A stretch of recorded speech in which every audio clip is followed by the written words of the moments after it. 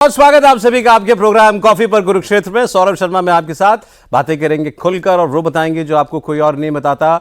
आज प्रधानमंत्री नरेंद्र मोदी का 75वां जन्मदिन है। दुनिया भर के नेता, अलग अलग देशों के प्रधानमंत्री, राष्ट्रपति, सब उनको बधाई संदेश भेज रहे हैं। ट्रंप ने भेजा और ट्रंप ने कहा माय फ्रेंड नरेंद्र मोदी, मेरी फोन पर बात हुई, मुझे बड़ा अच्छा लगा। फिर लिखा नरेंद्र थैंक यू, नरेंद्र पे आ गए हैं।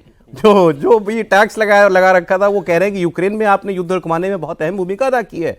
अजीबोगरीब दुनिया है, देखिए क्या हो रहा है। लेकिन आज मोदी जी के जन्मदिन में दुनिया भर में क्या हुआ, किसने क्या कहा, ये सारी बातें आपके साथ होंगी। और आज हम आपके सामने 2-3 सवाल रखते हैं।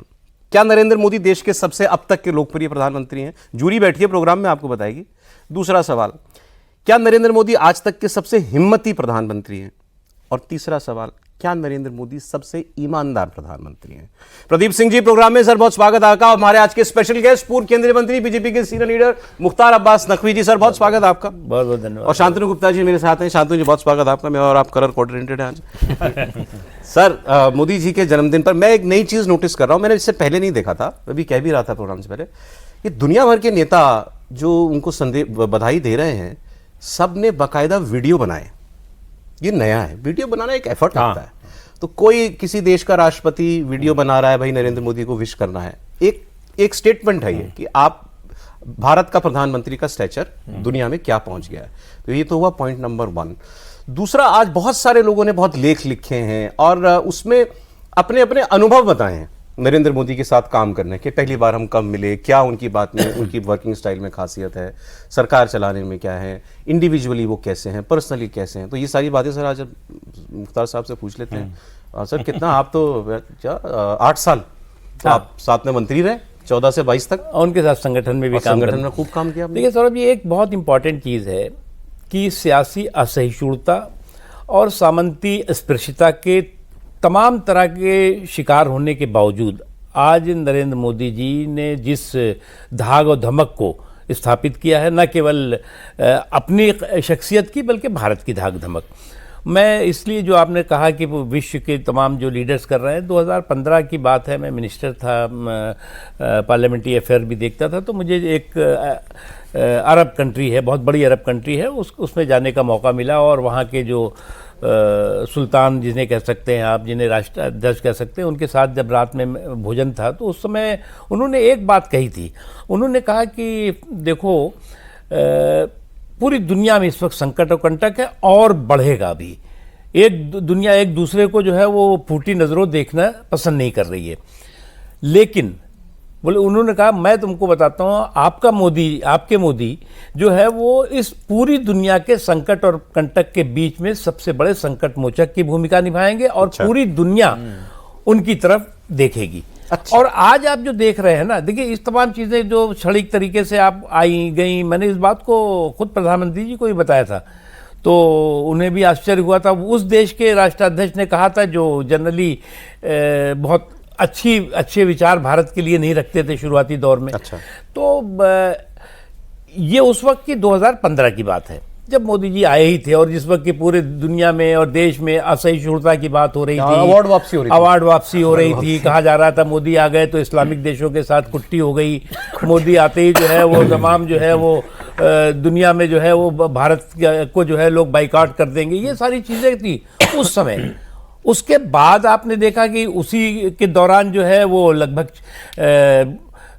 45 से 46 अफ्रीकन देशों के राष्ट्राध्यक्षों की यहाँ मीटिंग हुई पहली बार। मतलब आप जो मोदी जी के शख्सियत की बात कर रहे हैं, तो वो उन राष्ट्राध्यक्षों की मीटिंग के दौरान भी क्या हो रहा था, आपने देखा था शाहीन बाग चल रहा था, ये चल रहा था, वो चल रहा था। इजिप्ट के जो उस वक्त सीसी साहब हैं, उनको स्वागत करने वगैरह की उनको जिम्मेदारी मेरी थी। तो उन्होंने कहा कि फ्रेंड ये तो ठीक है, इतनी अच्छी मीटिंग हुई है और इतने वर्षों के बाद इतने अफ्रीकन, क्योंकि इजिप्ट जो है वो अफ्रीका में थोड़ा हिस्सा है और थोड़ा उसका हिस्सा जो है वो यूरोपियन कंट्रीज़ में आता है। तो उन्होंने कहा कि इतनी अच्छी मीटिंग हुई है और उसके बाद आपके मीडिया, आपके लोगों के लिए कहा कि आपका मीडिया जो है वो दिखा रहा है कि इंडिया में इनटॉलरेंस चल रही है, इंडिया में जो है असहिष्णुता, ये वही दौर है, ये 15 के दौरान का है। जी। और मुझे बहुत उस वक्त जो है शर्मिंदगी हुई मैंने उनको कहा कि मैंने कहा कि नहीं, हमारे यहाँ बहुत फ्री मीडिया है इसलिए। तो बोले फ्री होना चाहिए, लेकिन जो ग्राउंड रियलिटी है, जो हो रहा है इतना बड़ा इंटरनेशनल इवेंट, उसको कैसे इग्नोर कर रहे हैं। तो ये चीज़ें हैं। और मैं मानता हूँ कि ये भारत के लिए, कोई मोदी जी के लिए नहीं, ये भारत के लिए बहुत गौरव का विषय है। जिस तरह से उन्होंने भारत की धाक धमक को मजबूत किया, उसको चार चांद लगाया, और साथ ही साथ भारत की धाक धमक को धूमिल करने वाले धूर्तापूर्ण धुन को भी धूल दूषित किया। तो ये जो है, ये शख्सियत ही कर सकती है। मुझे तो ये भी याद है सर, उस वक्त बहुत सारे लोगों ने ये कहा था कि अब देश रहने लायक नहीं रह गया, हम बाहर चले जाएंगे। गया उनमें से एक नहीं, गया कोई नहीं उनमें से, सब यही हमारे मौज से रह रहे हैं। एक तो दुनिया छोड़ गया। अरे भैया, मोहनजोदड़ो हड़प्पा की खुदाई से निकाल के दिखा रहे थे। ये लो अवार्ड मोदी जी, अंग्रेजों ने दिया था, मुगलों ने दिया था, मोदी जी को हम वापस करने जा रहे हैं। मैं कहता हूँ सर, ये हमें बहुत पीछे जाने की जरूरत नहीं। वैसे मैंने बहुत लोगों को सर आज पढ़ा, जो लोग भारत की उपलब्धियां पिछले 11 वर्षों में नरेंद्र मोदी जी की पीएम काल में, तो पन्ना भर गया। मैं ऐसा नहीं कहता कि पहले की सरकारों ने कभी काम नहीं किया। आज फोकस में क्योंकि 11 साल है तो मैं उसकी बात करता हूँ। एस्टॉनिशिंग अचीवमेंट्स हैं इस सरकार की, कमियां भी हैं, ठीक बात है, लेकिन अचीवमेंट्स मुझे लगता है वो काफी हद तक बहुत आगे चली जाती हैं डिसअपॉइंटमेंट से 11 साल में। भाई कुछ तो ऐसा भी काम होगा ना जो मोदी जी जिस तरीके से करना चाहते होंगे शायद नहीं हो पाया होगा। लेकिन अभी आप केवल ये जो ट्रंप एपिसोड हुआ इसको देख लें, एक आदमी की शख्सियत आपको समझ में आ जाएगी और रिजॉल्व समझ में आ जाएगा। हम पर टैक्स लगाया, हमें अपमानित करने की कोशिश की, उनके नेता बार बार कुछ बोलते रहे, यहां से स्ट्रिक्ट इंस्ट्रक्शन था, नो कमेंट्स, नहीं पढ़ना, इस बहस में मत पढ़ना। उन्होंने कहा कि हम वी लॉस्ट इंडिया, यहां तक बात चली गई। और अब देखिए आज क्या हुआ है, डेड इकोनॉमी हो गया, सब कुछ हो गया। आज ट्रंप कहते हैं ट्रेड डील भी हो रही है, ट्रंप कहते हैं माय फ्रेंड, ट्रंप कहते हैं Narendra thank you. 360 degree turn. और ये क्यों हुआ है? सिर्फ इसलिए रूस यूक्रेन युद्ध रुकवाने में आप मदद कर आप हमारी मदद कर रहे हैं, जबकि सारे युद्ध तो ट्रंप रुकवा रहे थे। सो इसके पीछे कह रहे थे कि आप ही फंड कर रहे हैं। मैं कहता हूं ये एपिसोड क्या बताता है नरेंद्र मोदी की पर्सनालिटी के बारे में? देखिए, वो द्वारका की धरती से आते हैं। आप भगवान कृष्ण का चरित्र देखिए तो उसमें एक जो खास जो सेंट्रल पॉइंट मिलेगा आपको, वो है धैर्य। कभी धैर्य का साथ मत छोड़ो।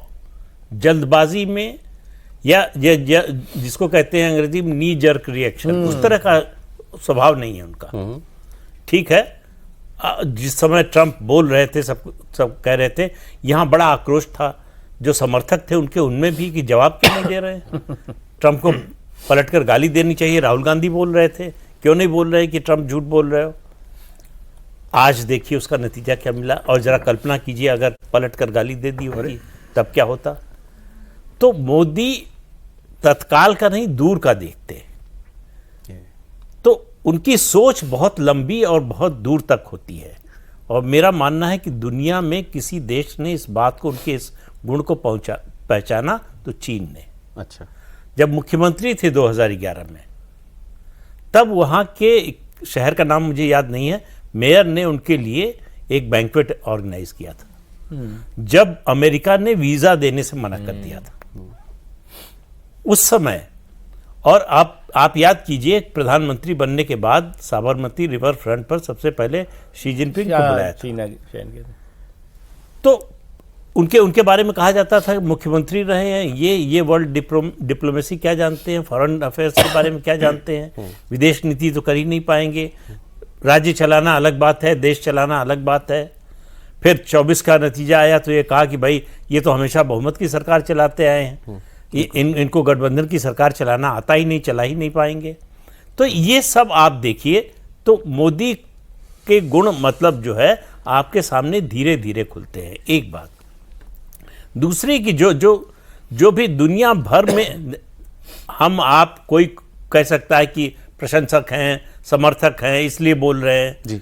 लेकिन दुनिया के दूसरे देशों के जो राष्ट्राध्यक्ष हैं उनको क्या इंटरेस्ट है, जिनको भारत से कुछ मिलना नहीं है, उस तरह का हित नहीं है, वो जब प्रशंसा कर रहे हैं। दुनिया के विकसित देश जिस तरह से मोदी के सामने खड़े हैं, मोदी का विराट रूप आपको दिखाई देता है कि दुनिया के तमाम ये जो आप वीडियो संदेश की बात कर रहे हैं, ये कमिटमेंट दिखाता है, ये बताता है कि अंदर से सम्मान है, केवल औपचारिकता के लिए बधाई नहीं दे रहे हैं, वो बताना चाहते हैं कि हम भी हैं आपके साथ, ठीक, और हम आपका सम्मान करते हैं।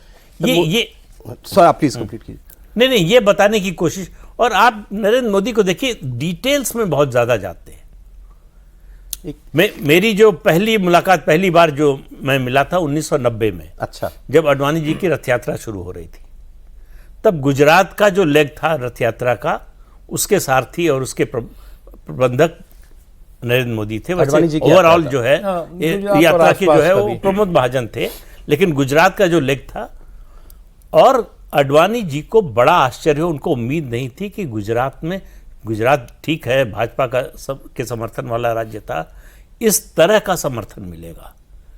जिस तरह पूरी व्यवस्था जिस तरह से उन्होंने ऑर्गेनाइज किया था, वो अद्भुत था। Attention to detail, attention to. आज एक मंत्री ने एक लेख में लिखा है, मैं नाम भूल रहा हूँ, आर्टिकल लिखा है उन्होंने यही बात उन्होंने कही है कि विषयों की गहराई, किसी भी सब्जेक्ट को डेप्थ से जानना, सुनने की क्षमता, उस सब्जेक्ट पर अगर कोई एक्सपर्ट है या कोई सलाह दे रहा है, सर ज्यादा बताएंगे, वो उसको धैर्य से सुनना, अपनाना अगर जो अच्छा लगे। और तीसरा उन्होंने कहा ये चलती फिरती पाठशाला है, मोदी जी के लिए कहा। देखिए सौरभ जी, एक बात बताऊं, मोदी जी के लिए जो आपने कहा है अंतर्राष्ट्रीय राष्ट्रीय जो उनकी उपलब्धियां हैं वो हैं, तो मैं तो इतनी 2 शब्द में कहना चाहूँगा, वही हकदार हैं किनारों के जो बदल दें बहावधारों के।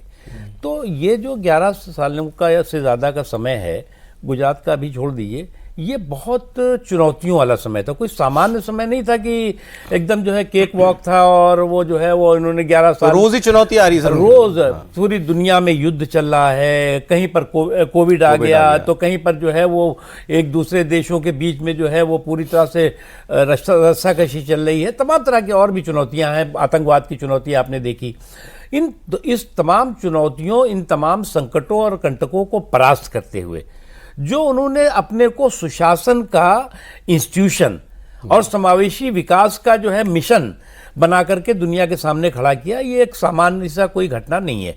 और जहाँ तक आपने कहा, देखिए मुझे याद है कि 2014 में जब सरकार बनी, मुझे पार्लियामेंट्री अफेयर का भी काम दिया गया, तो उस वक्त प्रधानमंत्री जी ने मुझे कहा कि भाई ये बिल्डिंग तो बहुत अच्छी है, बहुत पुरानी है, विशाल है, ऐतिहासिक है, सब कुछ है, लेकिन इसमें तो कील भी गाड़ो तो वो जो है वो प्लास्टर गिरने लगते हैं।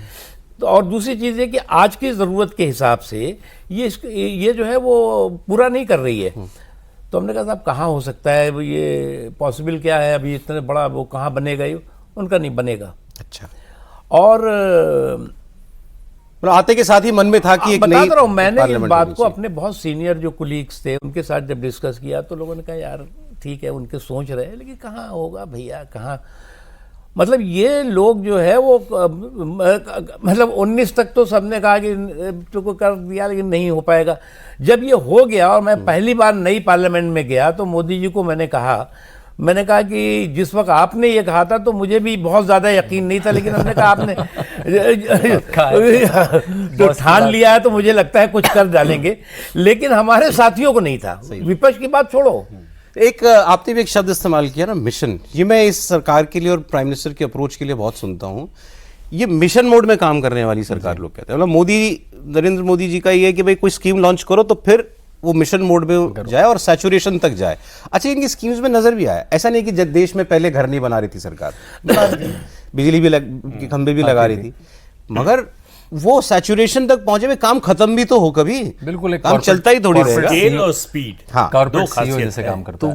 वो मेरे ख्याल से एक ट्रेड, एक हॉलमार्क है इनके काम का। उसमें देखिए, मैं अभी आ रहा था तो मेरे गूगल के मित्र हैं, गूगल में काम करते हैं बड़ी पोजीशन पे, उन्होंने कॉल करा, मैंने कहा अभी बात नहीं कर पाऊंगा, डिबेट है, तो उनको ज़्यादा राजनीति से संबंध नहीं है, तो उन्होंने क्या डिबेट है, मैंने मोदी जी 75 साल के हैं, तो मोदी जी 75 साल के हो गए। तो ये बड़ी इंटरेस्टिंग बात लगी कि मोदी जी की उम्र कभी डिबेट का टॉपिक ही नहीं बनी। अगर मतलब उनका बर्डन आ जाए कि वो बुढ़े हो गए हैं, वो लगता ही नहीं। जब आप उनको प्लेन में चढ़ते हुए देखा, ऐसा लगता है कोई एथलीट चढ़ रहा है। वो मतलब प्लेन से आते हैं, कैबिनेट मीटिंग करते हैं, कहीं दौरे में करते हैं, 3 रैली करते हैं। उस व्यक्ति को मैंने बैठ के कभी, हमारी यूपी की वो हुई सर शपथ योगी जी की 22 में, बड़ी गर्मी, 4 बजे, मैं भी मीडिया में रिपोर्टिंग कर रहा था, बैठे वैसे करके संत 2 घंटे, कोई खुजली हो, कोई पानी पिए, 2 घंटे बैठे हैं ऐसे व्यक्ति, और फिर वो फिर एक मीटिंग कर रहे हैं। तो जो 75 साल उम्र है वो एक तो पता नहीं लगती। दूसरी, मैं विदेश बहुत जाता हूँ। पहले मुझे याद है सर, मैं 10 साल पहले इजिप्ट जाता था, तो उनको हिंदी नहीं आती, तो इंडिया इंडिया अमिताभ बच्चन। अभी आप जाते हैं तो इंडिया इंडिया मोदी। सीरियसली? बिल्कुल बिल्कुल सच कह रहा हूँ। आपको पता है मेरा विदेश जाना बहुत होता है, तो Modi is become synonymous with India. ये छोटी बात नहीं होती, इसको ऐसा करने में सदियों लग जाती हैं। आप किसी ब्रांड वाले से पूछिए, एक ब्रांड को एस्टैब्लिश करने में 20 साल लगते हैं। मेरे जो ब्रांड एस्टैब्लिश होती है। 3 जो बातें मैंने शुरुआत में कही थी, सो पहले पे आता हूँ। क्या नरेंद्र मोदी सबसे हिम्मती प्रधानमंत्री? इन्होंने अभी एक पॉडकास्ट में कहा था, मुझे याद है, कि मेरी रिस्क टेकिंग एबिलिटी अभी तक टेस्ट ही नहीं हुई है। मैं कितना रिस्क लेने, मेरी क्षमता रिस्क लेने की कितनी है। आप सहमत हैं? बिल्कुल। हिम्मत के लिहाज से देखिए, आप एक बात देखिए सौरभ जी, आप सिर्फ ये 11 साल मत जोड़िए उनका। जिस वक्त उनको गुजरात की जिम्मेदारी दी गई थी, उस वक्त जो है वो भूकंप से गुजरात का बहुत बड़ा हिस्सा जो है वो तबाह हो गया था। और उन्होंने वहां पर जो कुछ भी, उनकी तपस्या की ताकत और परिश्रम का परिणाम था कि वो तमाम हिस्से भुज के रहे हों या और जगहों के रहे हों जो कि जमींदोज हो चुके थे, उसको जो है वो पूरी दुनिया ने कहा कि साहब ये तो जो है वो एक उदाहरण है पूरी दुनिया के लिए कि किस बर्बाद हो गया जो पूरा के पूरा इलाका, किस तरह से उसको खड़ा किया। उसके बाद आपने देखा कि 2002 वाला दंगे में जो है वो पूरी दुनिया में जो है उनको लेकर के किस तरह के अफवाहें फैली। इतना टारगेट तो कोई नहीं था। मैंने इसीलिए कहा कि सियासी असहिष्णुता और सामंती स्पर्शिता के सबसे बड़े शिकार रहे। उस तमाम चुनौतियों के बावजूद अगर आप या पूरी दुनिया आज उन्हें सुशासन का इंस्टीट्यूशन कह रही है, तो ये बड़ी बात है। ये हर भारतवासी के लिए बहुत ही महत्वपूर्ण बात है। हिम्मत की बात करूं तो सर, मुझे सबसे पहले दिमाग में आता है डिमोनेटाइजेशन। बिल्कुल, ये काम सोचना ही अपने आप में बड़ी नोटबंदी फाइल इंदिरा गांधी के पास गई थी। इंदिरा गांधी के पास गई थी फाइल, उन्होंने मना कर दिया कि चुनाव हारूंगी क्या। मतलब वो सोचकर ये सोचना कि उसके बाद हम पॉलिटिकली सरवाइव कैसे करेंगे। ये उस समय अगर किसी से कहा जाता तो वो कहता कि इससे बड़ी बेवकूफ़ी कुछ नहीं होगी। लेकिन बात असली है कि उनकी पॉलिटिकल कैपिटल, जो भरोसा है लोगों का, और उनको भरोसा है कि लोगों का भरोसा मुझ पर है, ये उनसे काम करवाता है। एक आपको छोटा सा उदाहरण देता हूं। अभी चीन से जो है हमारा सीमा का विवाद चल ही रहा है, लंबे समय से चल रहा है, गलवान में ज़्यादा हो गया था। एक स्थिति थी 62 में युद्ध से पहले की जी। आज हिंदुस्तान टाइम्स में एक खबर छपी है, एक किताब का जो है वो नया वर्जन आ रहा है। वो लेफ्टिनेंट जनरल हैं, उस समय ईस्टर्न कमांड के कमांडर थे जी, उन्होंने लिखी है, थोराट, लेफ्टिनेंट जनरल थोराट। तो उस किताब में उन्होंने लिखा है कि लेट 50s से 1950s से हम लोग, मतलब वो और जनरल थिमैया आर्मी चीफ थे, लगातार prime minister Jawaharlal Nehru, defence minister VK Krishna Menon को कह रहे थे चीन के इरादे ठीक नहीं है, बहुत एग्रेसिव दिखाई दे रहा है, लगातार जो है आगे बढ़ रहा है। जब कहने का असर नहीं हुआ तो दोनों जाके पर्सनली मिले, लेकिन वो मानने को तैयार नहीं थे कि चीन हमारे खिलाफ कुछ कर सकता है।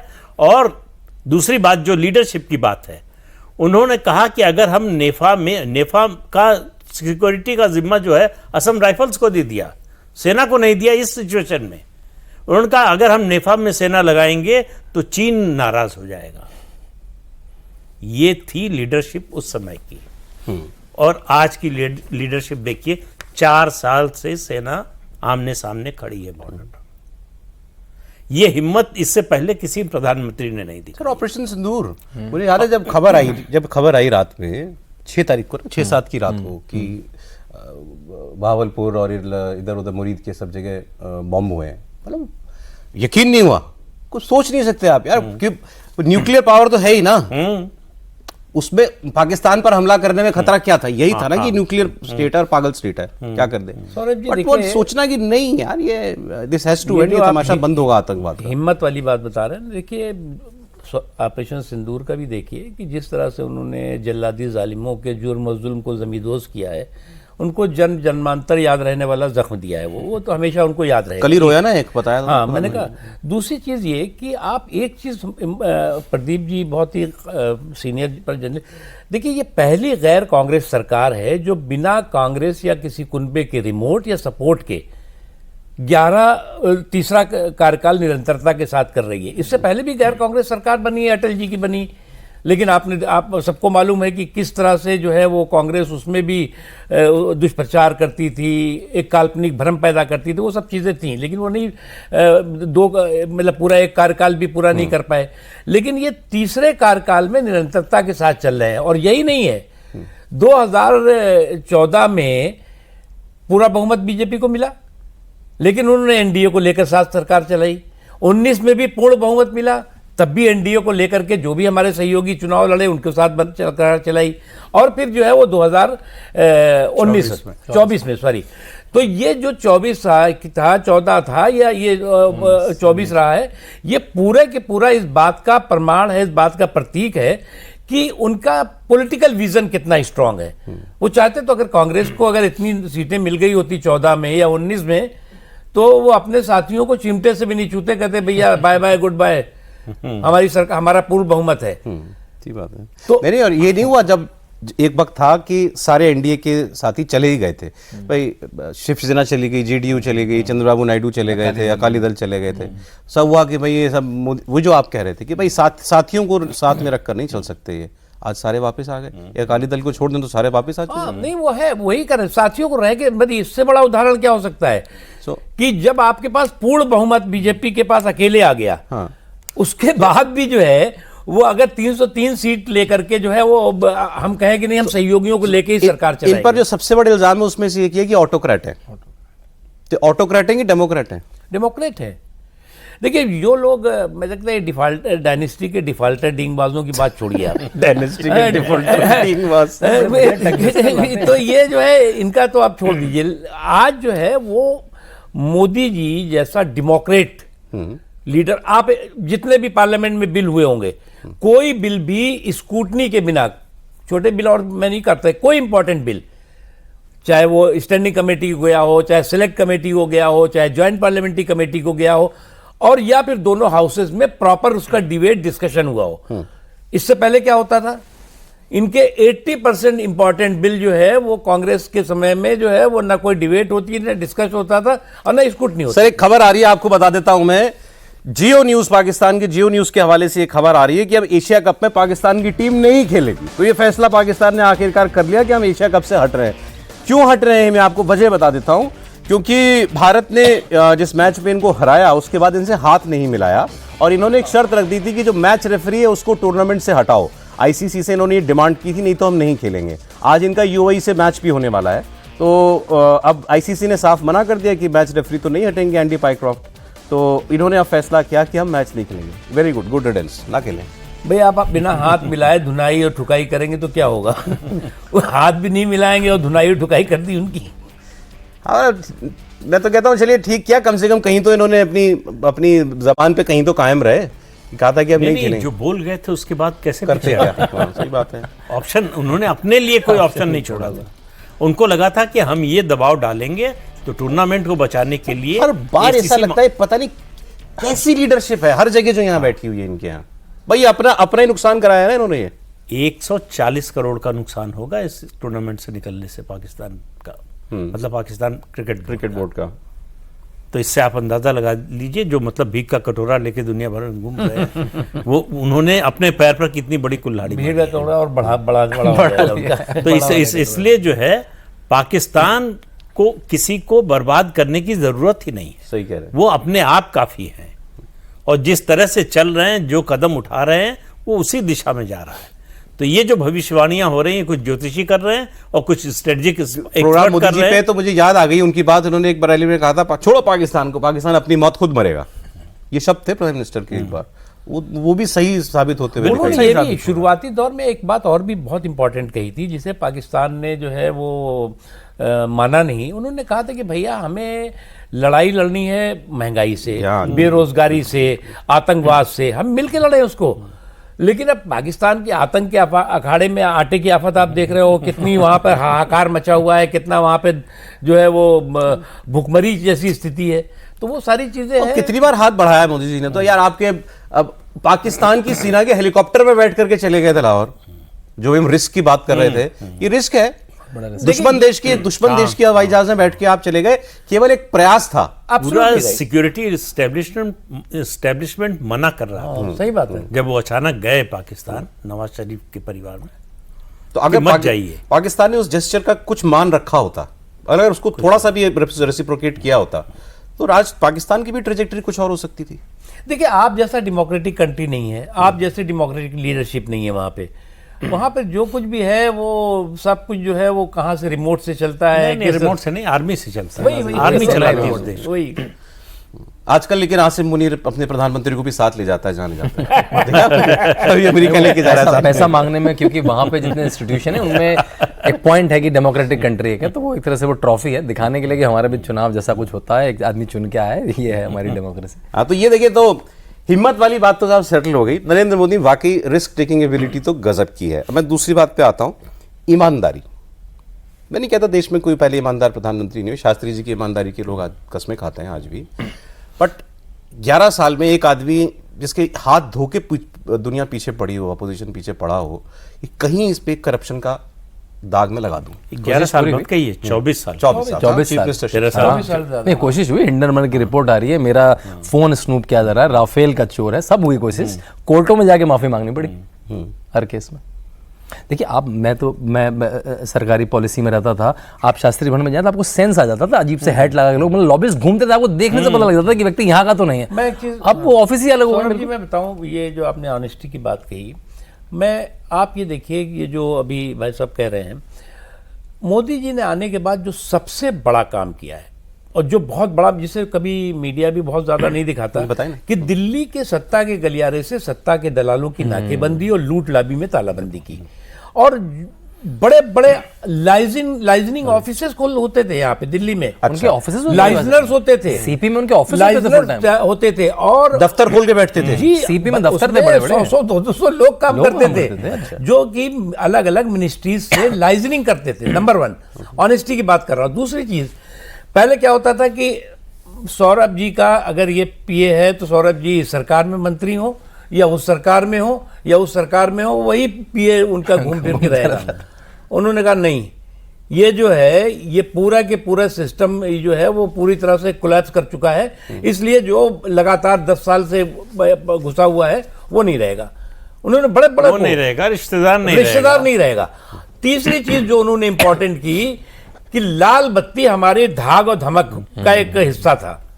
कोई भी मंत्री हो, एमपी हो, एमएलए हो, टू टू टू करता हुआ लाल बत्ती उन्होंने कहा, आते ही जो है लाल बत्ती बंद कर दी। आपकी भी तो छीनी होगी। सबकी छिन गई। और ड्राइवर कहते थे, साहब इन्होंने मोदी जी ने करा दिया, साला अब तो जो है वो साइकिल वाला भी नहीं हटता।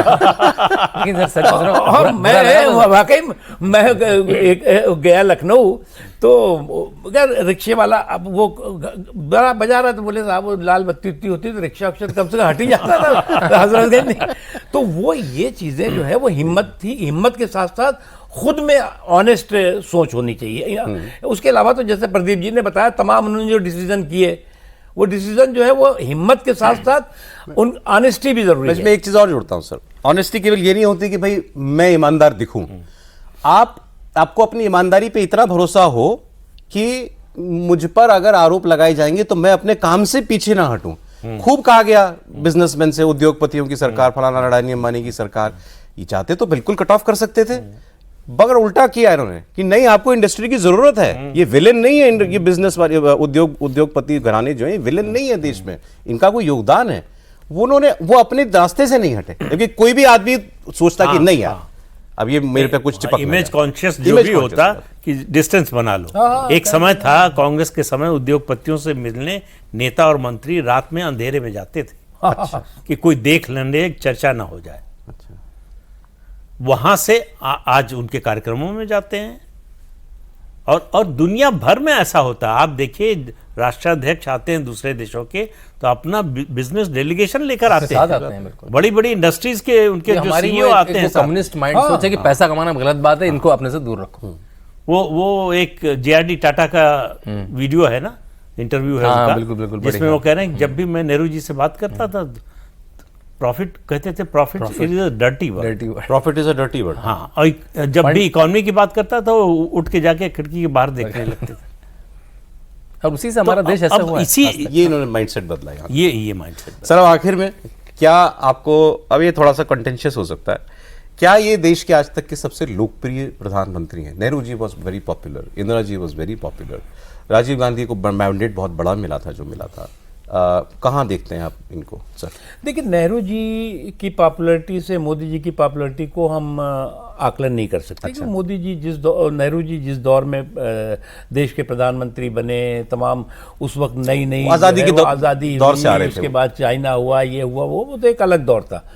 लेकिन इस जो ये दौर था, ये दौर बहुत खतरनाक दौर था।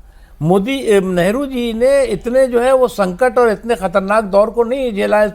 अगर केवल आप चाइना का युद्ध देखिए, एक चाइना के युद्ध में जब आप हारे तो लगातार जो है वो नेहरू साहब जो है वो बाई इलेक्शन सारे हार गए। उसमें लोहिया जी जीत गए, अपने कौन मसानी जी जीत गए, और भी स्वतंत्र पार्टी। हाँ, स्वतंत्र, और भी लोग 4 बाई इलेक्शन हारे थे वो लोकसभा के। और उसके बाद जो नेहरू जी बीमार हो गए। बीमारी हो गई उसके बाद।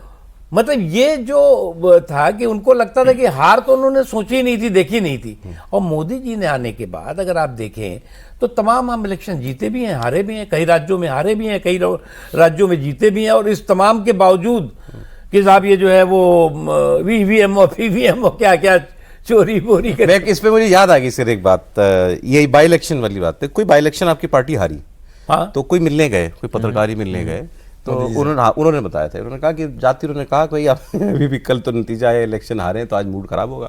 उस पिछली रात शाम नतीजा आया था या उसी दिन, उन्होंने कहा सर ये तो आपके लिए थोड़ा सा सेटबैक है। बोले, हंसने लगे, बोले मिस्टर, बोले ये समझते हो इन सब से हम लोगों को फर्क पड़ता है?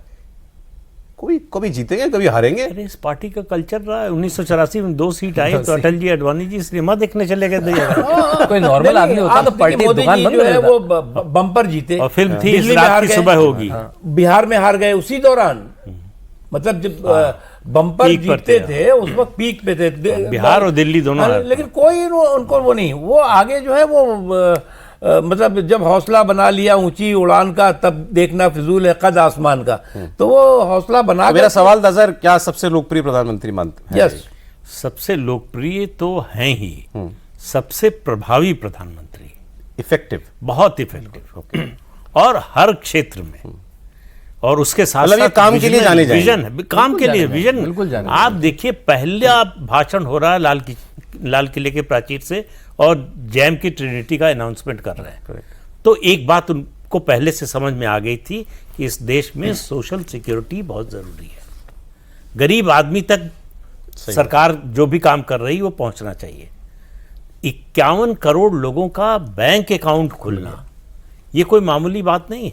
अभी जो आपको हेल्थ इंश्योरेंस जो है वो आयुष्मान, बिगेस्ट हेल्थ इंश्योरेंस देखिए, और ये एक चीज मैं बताऊं आपको, जो मोदी जी ने जो वर्क कल्चर में बहुत बड़ा परिवर्तन लाया है। पहले क्या होता था कांग्रेस के समय में भी या उससे पहले भी, 1-2 काम जो कर लेते थे उसी को गिनाते रहते थे और उसी को जो है वो भुनाते रहते थे।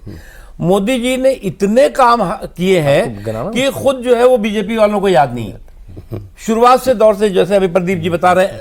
और उन्होंने ये नहीं कहा कि साहब इसी काम को हम गिनाएंगे और भुनाएंगे, हमें आगे और बढ़ना है। नहीं, उससे बड़ी बात उन्होंने कही कि जिस प्रोजेक्ट का हम शिलान्यास करेंगे, उद्घाटन भी अभी करेंगे। फाइनल बस समय। तो मैं अभी एक अम्बेडकर सेंटर में कार्यक्रम में गया था, वहाँ पे मोदी जी की 75 तस्वीरें थी। जब वहाँ से लौटा तो पार्लियामेंट देखी, फिर प्रगति मैदान देखा, अयोध्या जाता हूँ, इतना निर्माण लुटेंस में होता था या अहिल्याबाई होलकर के समय में होता था। ये बातें होंगी। आप जब यूपीआई से पेमेंट करते हैं, आप टोल में फास्ट गेट से निकल जाते हैं, ये सब अभूतपूर्व है। 50% of real time payments America में मैं जाता हूँ, आज भी कार्ड घिस रहे हैं, सर आपका मास्टर नहीं चलेगा। यहाँ बैठे बैठे मैं अभी पत्नी को भी 10,000 रुपए दे दूँ, पता नहीं लगेगा आपको। तो ये सब अभूतपूर्व परिवर्तन ये है। चर्चा बहुत लंबी चल सकती है, लेकिन यार ये भी कह सकते थे कि हम लोगों को दे सकते हैं। एक बार फिर प्रधानमंत्री जी को जन्मदिन पर शुभकामनाएं हम सबकी ओर से। सर बहुत धन्यवाद, आप प्रोग्राम में बड़ा मजा आया सर, बहुत अच्छा लगा सर। प्रदीप जी बहुत शुक्रिया आपका, शांतनु जी बहुत धन्यवाद आपका। कॉफी पर कुरुक्षेत्र में आज इतना ही।